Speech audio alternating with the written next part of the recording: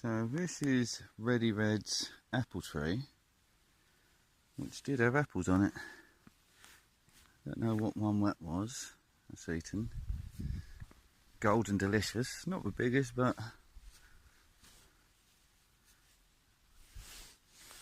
yeah. And I suppose it is my own fault not putting a protective fence around it, but I got these two was a bit bigger. Nothing bloody left on that one.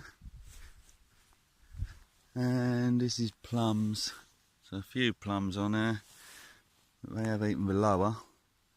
And that is what deer do. Destroy the new growth to stop new growth.